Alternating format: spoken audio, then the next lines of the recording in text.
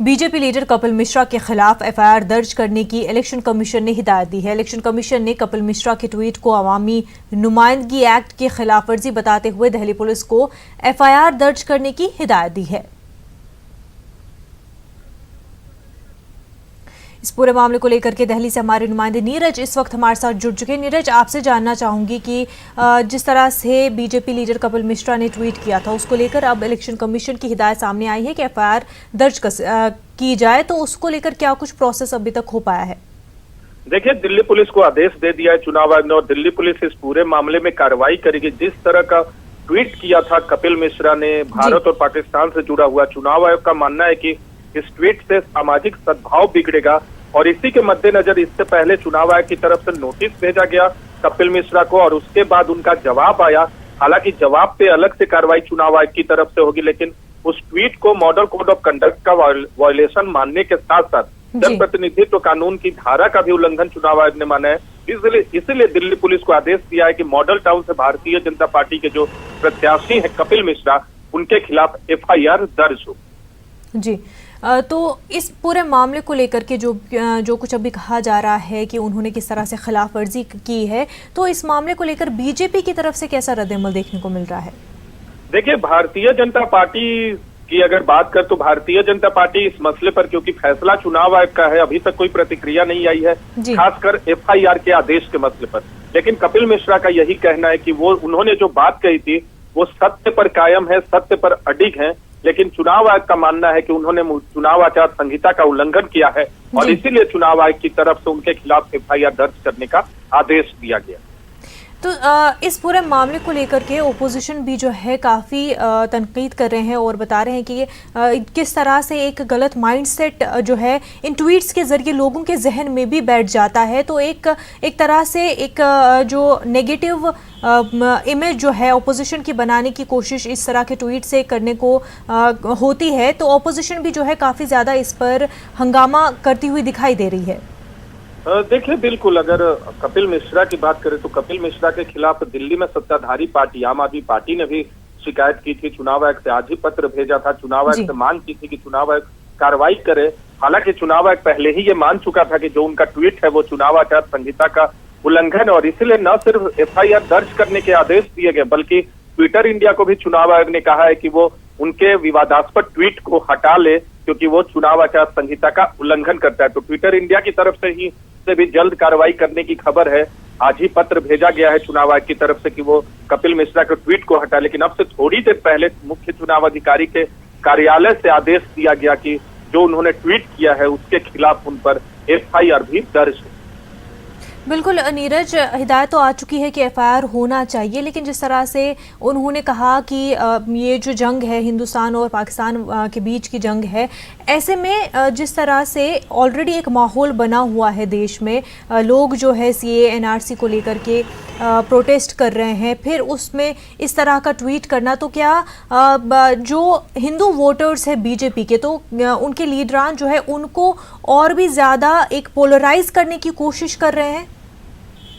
देखिए, बिल्कुल भारतीय जनता पार्टी खासकर कपिल मिश्रा की अगर बात करें तो उन्होंने जो ट्वीट दिया उससे कहीं ना कहीं एक ध्रुवीकरण की स्थिति पैदा होती है और भारत पाकिस्तान का नाम लेकर एक कैसे समुदाय की तरफ इंगित किया, दो समुदायों की तरफ, जिससे सामाजिक ध्रुवीकरण हो सकता है। और शाहीन बाग में जो प्रोटेस्ट लगातार चल रहा है, उन्होंने अपने दूसरे ट्वीट में शाहीन बाग का भी जिक्र किया है। तो इस तरह के तमाम ट्वीट से कहीं ना कहीं माहौल तो बिल्कुल ध्रुवीकरण का बनता है। बयान किस मंशा से दे रहे हैं ये एक अलग बात हो सकती है, लेकिन विपक्षी पार्टियों का यही कहना है कि विकास के मुद्दे पर न लड़कर सामाजिक ध्रुवीकरण, सांप्रदायिक ध्रुवीकरण करने की कोशिश की जा रही है कपिल मिश्रा की तरफ से। तो बीजेपी की जानिब से इस पर कुछ नोटिस उनको भेजा गया है या एक तरह से कार्रवाई होने की कोई बात हुई है? देखिए, भारतीय जनता पार्टी की तरफ से कोई नोटिस अभी तक नहीं भेजा गया है या कार्रवाई की गई है, क्योंकि इस तरह की कार्रवाई चुनाव के दौरान चुनाव आचार संहिता के अंतर्गत चुनाव आयोग करता है। अगर पार्टी की तरफ से कोई कार्रवाई की जाती है तो ये बड़ा मामला बन जाएगा। हालांकि वो उम्मीदवार है और ऐसे वक्त में भारतीय जनता पार्टी कोई भी कार्रवाई करके अपने उम्मीदवार के खिलाफ कोई संदेश या कार्यकर्ता के खिलाफ कोई संदेश नहीं देना चाहेगी। लेकिन चुनाव आयोग इस वक्त जो है पूरे चुनाव की निगरानी करता है और उनकी तरफ से एफआईआर दर्ज करने का आदेश, ट्वीट को हटाने का आदेश और उनके चुनाव आचार संहिता के अंतर्गत जो नोटिस दिया गया था उस पर भी कार्रवाई, उन्हें हिदायत दी जाएगी आने वाले। लेकिन नीरज, क्या ये एक तरह से बीजेपी जो है ऑलरेडी एक नैरेटिव क्रिएट तो नहीं कर रही है? क्योंकि इससे पहले भी जो प्रोटेस्ट सीएए एनआरसी एनपीआर के अगेंस्ट हो रहे हैं, बीजेपी का ऑलरेडी ये इसमें रुख रहा है कि जो अगेंस्ट में कर रहे हैं प्रोटेस्ट वो मुल्क के हक में नहीं है, वो हिंदुस्तानियों नहीं है। एक तरह का नैरेटिव जो है पेश किया जा रहा है, तो ऑलरेडी इस चीज को प्रोजेक्ट कर रही है बीजेपी।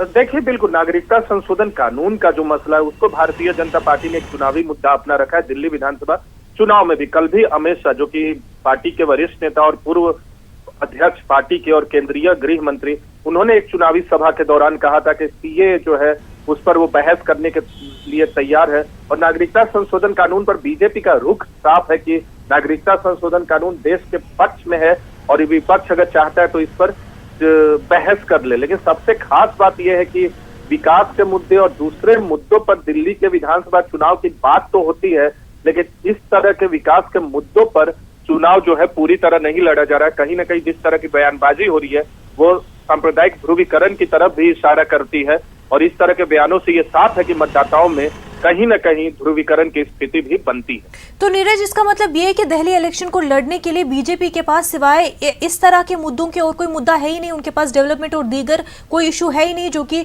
सिर्फ अब यही एक वे बच गया है वोटर्स के पास जाने का। देखिए, 3 पहलू है जिस पर दिल्ली में भारतीय जनता पार्टी चुनाव मैदान में उतरी है। एक, नरेंद्र मोदी का चेहरा, दूसरा नागरिकता संशोधन कानून, या तमाम ऐसे मुद्दे जो भारतीय जनता पार्टी को लगता है कि उससे पार्टी को फायदा होता है।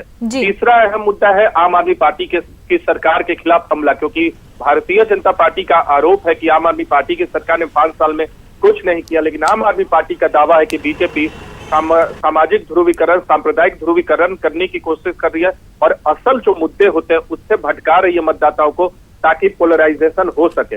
और दिल्ली में जिस तरह से हाल के महीनों में जिस तरह के प्रोटेस्ट हुए हैं, चाहे जामिया की बात करें, शाहीन बाग की बात करें, हाल में जेएनयू का प्रोटेस्ट, हालांकि उसका सीधा कोई वास्ता नागरिकता संशोधन कानून से नहीं था, लेकिन इस तरह का जो माहौल दिल्ली में बना है और देश भर में अलग अलग जगह नागरिकता संशोधन कानून को लेकर विरोध प्रदर्शन की जो खबरें आई है, उससे दिल्ली का मतदाता बिल्कुल प्रभावित होता है। देखना होगा कि भारतीय जनता पार्टी की तरफ से, भारतीय जनता पार्टी के नेताओं की तरफ से इस तरह के बयानों का क्या कोई फायदा होता है कि नहीं दिल्ली के विधानसभा चुनाव में। लेकिन एक बात सही है कि विकास की बात जरूर हो रही है, लेकिन दूसरी तरफ वैसे मुद्दे भी छाए हुए हैं जिससे सांप्रदायिक ध्रुवीकरण या सामाजिक ध्रुवीकरण की स्थिति बनती है। बिल्कुल नीरज, बेहद शुक्रिया आपका तमाम तफसीलात के लिए। आगे बढ़ते हैं। इंदौर में मकामी माइनॉरिटी बीजेपी लीडरों और कारकुनों ने सीएए, एनआरसी और एनपीआर के खिलाफ अपना एहतजाज दर्ज करवाते पार्टी की रुकनियत से इस्तीफा दे दिया है। इस्तीफा देने वालों में 100 से करीब ओहदेदार और हजारों की तादाद में पार्टी कारकुन शामिल है। उनका कहना है कि पार्टी मजहब की बुनियादों पर जो चीजें कर रही है उससे मुल्क में नफरत को बढ़ावा मिल रहा है। सीएए और एनआरसी की वजह से मुल्क में हिंदू मुस्लिम के बीच दरार बढ़ती जा रही है, जो मुल्क के लिए अच्छा नहीं है। बिल्कुल हमको आशंका है, छांट के आदमी को अलग किया जा रहा है। हम चाहते हैं धर्म के आधार पर कुछ ना हो इस देश में, भारतीयता के आधार पे हो। तो उनको सीए के थ्रू अंदर लाएंगे ना भाई साहब, उनको ये कहा जाएगा, सीए लाया इसलिए गया है कि उसको कहा गया है कि आप, मैं बोल रहा हूँ मैं भारतीय हूँ, मैं एक हिंदू हूँ और मैं ये बोल रहा हूँ कि मैं भारतीय हूँ, मेरे पास डॉक्यूमेंट नहीं है, सरकार नहीं मान रही है। उसके बाद मुझे कहा जाएगा कि तुम भारतीय नहीं हो, तुम विदेशी हो, हम तुम्हें सीएए के माध्यम से नागरिकता देंगे, आप अंदर आ जाओ। मुसलमान को कहा जाएगा कि आप घुसपैठी हो, आप घर से बाहर चले। लोग हैं जो इस्तीफा देने आज आपके साथ में आए हैं। पदाधिकारी लोग कम से कम 80 से 100 हैं जो पद पे हैं। कोई ये उपाध्यक्ष हैं, ये जिला अध्यक्ष हैं, उधर महामंत्री जी बैठे हैं, प्रदेश कार्यकारिणी में है, ये पूर्व पार्षद का चुनाव भाजपा से लड़े हैं। पदाधिकारी 90 से 100 लोग हैं। उसके बाद कार्यकर्ता तो हजारों की गिनती में है।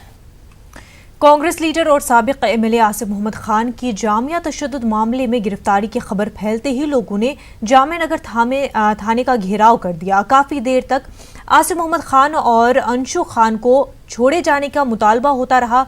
इस मुतालबे में कांग्रेस पार्टी और आम आदमी पार्टी के कारकुन भी जमे रहे। घेराव तब खत्म हुआ जब आसिफ मोहम्मद खान को रिहा किए जाने का पुलिस ने ऐलान कर दिया। देखिए रिपोर्ट।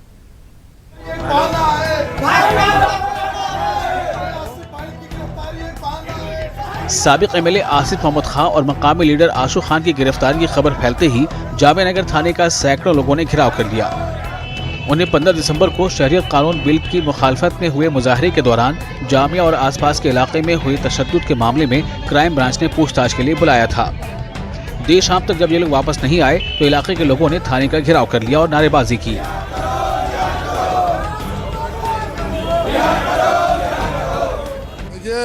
हमारे आसिफ भाई को और छोटे भाई आशू को क्राइम ब्रांच ने आज धोखे से बुलवाया था और उनको बुला करके वहां उनकी गिरफ्तारी कर ली गई है।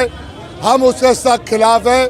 हम चाहते हैं हमारे आसिफ भाई को और आशू मेरे छोटे भाई आशू खान को जल्द से जल्द रिहा किया जाए। जब तक उनको रिहा नहीं करा जाएगा हम लोग यहीं बैठे रहेंगे और यहीं प्रोटेस्ट करते रहेंगे।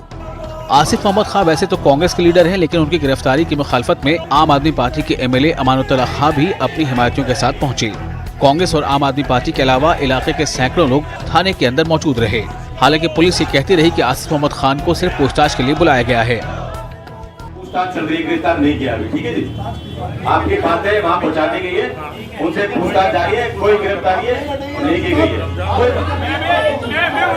आप यही रहो, बात हो तो आप मना नहीं करा, आप यही रहो, कोई बात नहीं।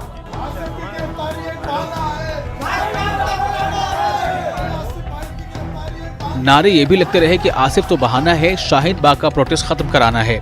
लोगों का मुजाहरा और नारेबाजी उस वक्त रुकी जब दिल्ली पुलिस की तरफ से आसिफ मोहम्मद खान को छोड़े जाने का ऐलान कर दिया गया। अब आप फोन करना, चलो मैं वो गरीब आदमी बोल दूंगी, सुनिए आपका हमने बता दिया, फ्री कर दिया अभी, ठीक है। आप चलिए। 11:15 बजे से हमें बिठाए रखा है इन्होंने, और जो हमारा मूवमेंट होता था अंदर, हम बाथरूम जा रहे हैं तो दो पुलिस वाले हमारे साथ जा रहे हैं, है ना। हमसे पुलिस ऑफिसर्स कह रहे हैं कि जो आप पे एलिगेशन है, जो दफाएं लगी हैं, इसमें आपकी अरेस्टिंग बनती है।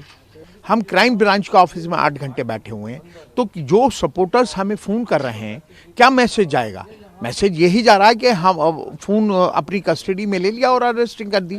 ये जो कन्फ्यूजन क्रिएट किया है, ये पुलिस के ज़रिए किया गया है। और मैं इसमें ये कहता हूँ कि जो हालात हैं जामिया नगर के या मुल्क के, और CAA NRC के ख़िलाफ़ जो एक तहरीक मूवमेंट चल रहा है, उसमें पुलिस को एहतियात बरतनी चाहिए। अब इन्होंने जो एलिगेशन लगाए, ये कहते हैं साहब आपके ऊपर ये सेक्शन लगे, आपने भड़काऊ भाषण दिया ना। मैं कहता साहब नहीं दिया, उस बात पे कोई बातचीत नहीं हुई। आप उस जगह पे थे? हाँ मैं उस जगह पे था, मगर उसको तोड़फोड़ नहीं करी थी, हमने पीसफुली प्रोटेस्ट करा था। वो आपका काम है, जो 8-10 लोग थे जिन्होंने माहौल ख़राब करा, उनको आप अरेस्ट करें। अब इसमें हमें बुला के सुबह से लेके रात तक बिठाना, तो ये चीज़ समझ में नहीं आई। आसिफ मोहम्मद खान की रिहाई के बाद ही ये मामला खत्म हुआ। इससे पहले कल भी एक लड़के को इसी मामले में गिरफ्तार किया गया था, तो लोगों ने थाने का घेराव कर लिया था। न्यूज़ 18 उर्दू के लिए दिल्ली से खुर्रम शहजाद की रिपोर्ट। शहरियत कानून की हिमायत में आज एक वफ़द ने सदर जमहूरिया से मुलाकात की। वफ़द ने उन्हें ख़त भी सौंपा। वफ़द में 11 साबिक़ जज, 72 अफसरशाह और 56 रिटायर्ड फौजी शामिल थे। वफ़द ने शहरियत कानून को लेकर इश्तियाल अंगेज़ तकरीरों और बयानात पर तशवीश का इजहार किया। आदमी है, इतने लोग में लड़ेंगे यार। राष्ट्रपति रामनाथ कोविंद से CAA के समर्थन में आज कुछ लोगों ने मुलाकात की, बुद्धिजीवियों ने मुलाकात की। हम उनसे ही बात करते हैं। सर, आपने आज रामनाथ कोविंद जी से मुलाकात की, क्या कुछ बात रहा सर? उन्होंने बड़े ध्यानपूर्वक हमारी बात सुनी, और हम जो कंसर्न सिटीजन हैं, आज देश के हालात कैसे होते जा रहे हैं, जैसे कि आज़ादी से पहले के हालात बनाने की एक व्यवस्था की जा रही हो, उस ढंग के हालात हो रहे हैं। और उसके बाद पाकिस्तान टाइप की भाषा का इस्तेमाल होना, ये कई जगहों पे देखने कि जो पाकिस्तान की भाषा बोली जा रही है, वो इस देश के लिए, देश की इंटीग्रिटी के लिए ठीक नहीं लगा। और उसके अलावा जो प्रोटेस्ट हो रहा है, वहाँ पे फिर वायलेंस होना, और प्रोटेस्ट के भी एक जो लॉ मतलब रूल्स रेगुलेशंस बना रखे हैं कि एक दिल्ली में जैसे कोई प्लेस है तो वहीं पे ही प्रोटेस्ट होना चाहिए, और सड़कें जाम करना, ये यही बात मैं जानना चाहूँगा। शाहीन बाग में जिस तरह से पिछले लगभग 1 महीने से लोग बैठे हुए हैं, उसे कैसे देखते हैं सर? देखिए, वो एक ऐसा स्टार्टिंग पॉइंट बन रहा है कि जैसे कि कभी भी कोई विरोध होता है तो सड़कें जाम करके कभी नहीं होता, और कुछ ही लिमिटेड लोगों के कारण पूरा का पूरा वातावरण खराब हो रहा है। वो एक आम सिटीजन के लिए उस हर एंगल दूसरे पॉलिटिकल एंगल से नहीं देखना चाहिए, लेकिन आम जो सिटीजन है इससे कितना नुकसान होने वाला है, देश की जो अपनी ख्याति है, देश में इन्वेस्टमेंट आनी है, देश में जो प्रगति है, इकोनॉमिक उसकी वीक होगी, ये सारे इश्यूज भी इसमें, क्योंकि यही न्यूज़ बाहर जा रही हैं और इसी की न्यूज़ के ऊपर पाकिस्तान के चैनल्स पे डिबेट होती है, तो ये नहीं होने चाहिए। सर आखिरी सवाल जानना चाहूँगा सर मैं कि अगर हम बात करें सर कितने लोगों का प्रतिनिधिमंडल था इसमें सर, इसके बारे में अगर आप हमें जानकारी दे सके सर। 10 लोगों का टोटल डेलीगेशन था और 154 का हमने सिग्नेचर्स दिए हैं और जिसमें से 11 जजेस थे जिनके सिग्नेचर्स हुए और 72 ब्यूरोक्रेट्स हैं और 56 आर्म फोर्सेस हैं, लेफ्टिनेंट जनरल और मेजर जनरल और 15 इंटेलेक्चुअल्स उसमें। बहुत धन्यवाद। क्या सर, सोनू मंडल के साथ विनीत कुमार, न्यूज़ 18 दिल्ली। के खिलाफ एहतजाज अब शिद्दत इख्तियार कर रहा है। बेंगलुरु की खवातीन गुज़िश्ता घंटों से एहतजाज पर बैठी हुई हैं। शहर के फ्रेजर टाउन में शाहीन बाग की तर्ज पर एहतजाज शुरू हो चुका है। वैसे तो शहर में हर दिन एहतजाज हो रहे हैं, लेकिन फ्रेजर टाउन की हाजी इस्माइल सेठ मस्जिद के चौक में जारी एहतजाज पूरे कर्नाटक में तवज्जो का मरकज बना हुआ है। आज जुमे का दिन था, लेकिन खवातीन अपने घरेलू मसरूफियात को तर्क करते हुए एहतजाज में बैठी रहीं और यहीं कई खवातीन ने जुमे की नमाज अदा की। रात की सख्त सर्दी और दिन की सख्त गर्मी को सहते हुए खवातीन एहतजाज पर डटी हुई हैं। शहर तरमीमी कानून को काला कानून और नफरत फैलाने वाला कानून करार दे रही हैं। सीएए के खिलाफ आज गुलबर्गा में बरादरान वतन ने एहतजाज किया। शहर के नगरेश्वरी स्कूल से जगत सर्कल तक एक एहतजाजी रैली भी निकाली गई। एहतजाजी रैली में हर जगह जर्द रंग के परचम नजर आ रहे थे। बुनियादी तौर पर दलित तंजीमों ने इस एहतजाज की कॉल दी थी, जिसमें SC, ST, OBC, कुरूबा, कोली, लंबाड़ा समाज के अलावा अक़लियती तबके के अफराद ने भी शिरकत की। पूरे जुलूस में कई हजार अफराद ने शिरकत की। जुलूस के दौरान डॉक्टर अम्बेडकर की हिमायत में नारे लगाए गए। CAA और NPR और NRC को वापस लेने का मुतालबा किया गया। जगत सर्कल पर यह एहतजाज रैली जलसे में तब्दील हो गई। इस मौके पर मुकर्रिरीन ने भी अवाम के सामने CAA की खामियों और इसके नुकसानात पर रोशनी डाली।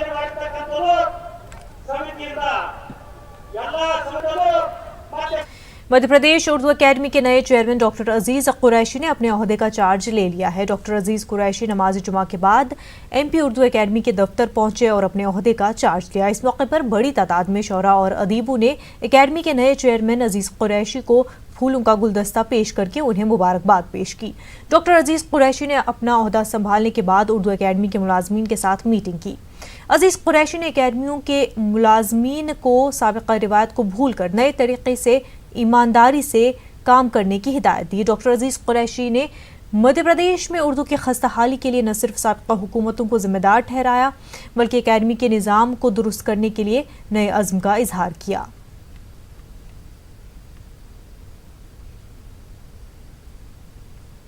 ये जो उर्दू एकेडमी बनते वक्त जो उसका आइन था, बाइलास थे, रूल्स रेगुलेशन थे, जिनको उन्होंने डाल दिया बर्फ़ खाने में, वो रिवाइव करूँगा मैं। और सारा काम जो बाइलास बनते वक्त बनाए गए थे उनके तहत काम होगा पूरा होगा। मजलिस आमा, मजलिस आमला उसको बनाऊँगा दोबारा। और सारे लोग ऑफिशियल्स थे उसमें, बाहर के लोग थे, स्कॉलर्स थे, राइटर्स थे, वो सब दोबारा शामिल करेंगे उनको आगे। और मालूम होगा कि उर्दू अकेडमी कोई इदारा है जो इंस्टीट्यूशन चल रहा है पूरा।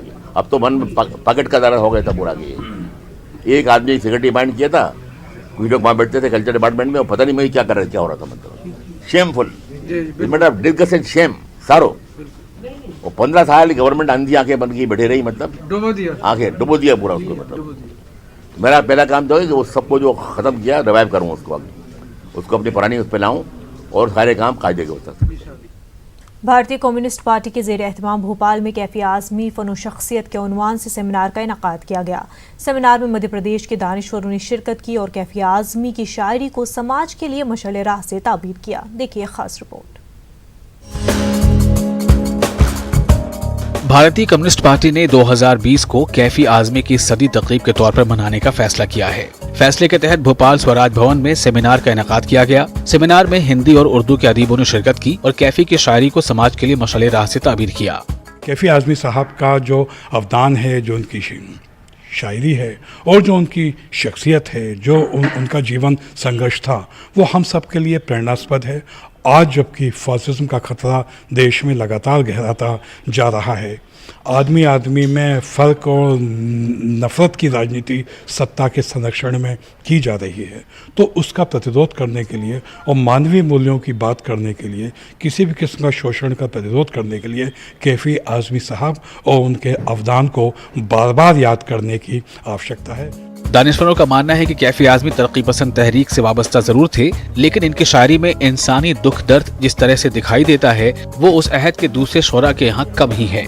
पूरी ज़िंदगी वो मतलब CPI के मेंबर रहे, इसके ऊपर खुश होते थे। वो अपना जब भी खुश होते थे अपना बैग खोलते थे और दिखाते थे कि मेरी सारी ज़िंदगी की कमाई ये है यानी CPI का मेंबरशिप का कार्ड, ये बार बार वो दिखाते थे। ना अमीर होना और गरीब होने से कोई ताल्लुक़ है और ना इस बात से कोई ताल्लुक़ है कि सिर्फ गरीबों का जिक्र किया जाए। असल बात जो है बुनियादी है कि जो जालिम है उसका हाथ पकड़ा जाए, जो मजलूम है उसका साथ दिया जाए, और ये उन्होंने। सेमिनार में कैफ़ी आज़मी की शायरी, फिल्मी गीत के साथ साथ भारतीय कम्युनिस्ट पार्टी के साथ उनकी वाबस्तगी पर भी मकाले पेश किए गए। साथ ही साल भर मध्य प्रदेश के मुख्तलिफ अजला में कैफ़ी आज़मी फन और शख्सियत पर सेमिनार के इनेकाद का ऐलान भी किया गया। न्यूज़ 18 उर्दू के लिए भोपाल से मेहताब आलम की रिपोर्ट। मरकजी हुकूमत मुल्क को दरपेश पानी की किल्लत का सामना करने के लिए मरहलावार कई इक़दाम कर रही है। इस कदम में सैकड़ों ऐसे माहिरीन शामिल हो रहे हैं जो पानी की किल्लत से बचने के तरीक़े और उसके लिए तकनीकी सलाहियत को बरोकार ला रहे हैं। इससे न सिर्फ अरबों लीटर पानी की बचत हो रही है बल्कि दुनिया को एक मौसर पैगाम भी जा रहा है। देखिए इस रिपोर्ट में।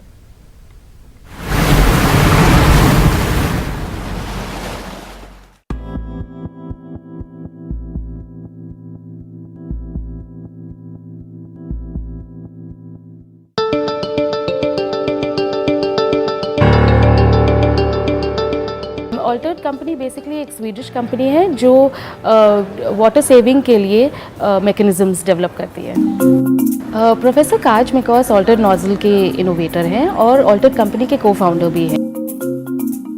तो जो एटमाइजेशन टेक्निक है वो हर एक बूंद को हज़ारों बूंदों में ब्रेक कर देती है और जो बूंद का सरफेस एरिया है उसे इंक्रीज़ करके हमें पानी जो है एफिशिएंटली यूज़ करने का एक मौका देती है। हमारी खुद की जो है अवेयरनेस अबाउट कि हम कितना पानी इस्तेमाल करते हैं, हमें हमारी अवेयरनेस बहुत कम है। हमारे नलके से कितना पानी आता है, हमारी शावर से कितना पानी आता है, हमें उतनी जानकारी नहीं है। तो हम जो है डिफरेंट मॉड्यूल्स और टेक्निक्स डेवलप कर रहे हैं ताकि हम ये जानकारी जो है सब में फैला सके कि हमें उतनी पानी की ज़रूरत है नहीं, हमें जितनी पानी की ज़रूरत है हम केवल उतना ही इस्तेमाल करें। मैंने 3 महीने पहले ऑल्टर्ड नोजल्स लिए थे। बहुत इंटरेस्टिंग बात है कि मेरा एक्सपीरियंस ऐसा रहा है जैसे कि कुछ मैंने डाला ही नहीं। और इंटरेस्टिंगली सारे जो गेस्ट्स भी आते हैं वो मुझे बोलते हैं कि पानी बहुत सॉफ्टली हमारे हाथों पे आ रहा है और ये तुमने क्या लगाया है। तो मैं उनको बोलती हूँ कि ये एक्चुअली बहुत मेरी पानी की बचत कर रहा है। हमारे जो सेगमेंट्स हैं वो हैं घरों के लिए इन होम सेगमेंट और एक जो है पब्लिक स्पेसेस के लिए, होटल्स के लिए, मैन्युफैक्चरिंग यूनिट्स के लिए जहाँ पानी काफ़ी यूज़ होता है। हॉस्पिटैलिटी सेगमेंट स्पेशली अगर आप देखा जाए तो ईयर राउंड टूरिस्ट का इन्फ्लक्स रहता है और काफ़ी पानी इस्तेमाल होता है। तो मैंने 3 प्रोडक्ट लगाए हैं मेरे घर में। 98% पानी की बचत हो रही है उससे। बीजेपी लीडर और मध्य प्रदेश हज कमेटी के साबिक़ सदर इनायत कुरैशी के मुंह पर इंदौर में कालिक पोत दी गई और इस वीडियो को खूब फैलाया भी गया। हालांकि इनायत कुरैशी का कहना है कि वीडियो में वो नहीं है और ये वीडियो गलत है, जो एक प्रोपेगेंडे का हिस्सा है। उनका कहना है कि उनकी छवि खराब करने की कोशिश की गई है, जिसके खिलाफ वो वज़ीर आला कमलनाथ से मिलकर शिकायत करेंगे। मुझे भी आप के थ्रू और मेरे शहर के और प्रदेश के जो लोग हैं और मेरे मीडिया के साथियों के थ्रू खबर लगी है कि सोशल मीडिया पे एक वीडियो चल रहा है और उसमें नाम मेरा चल रहा है, जबकि उस वीडियो से आप लोग बेहतर अच्छे से जानते हैं कि उस वीडियो से मेरा कोई लेना देना नहीं है, ना मैं वो व्यक्ति मैं हूँ। ये कुछ विघ्न संतोषी लोग, कुछ असामाजिक तत्व के लोग ये मेरे नाम को खराब करने की कोशिश करने में लगे। खास बात इंडिया में फिलहाल इतना ही। आदाब।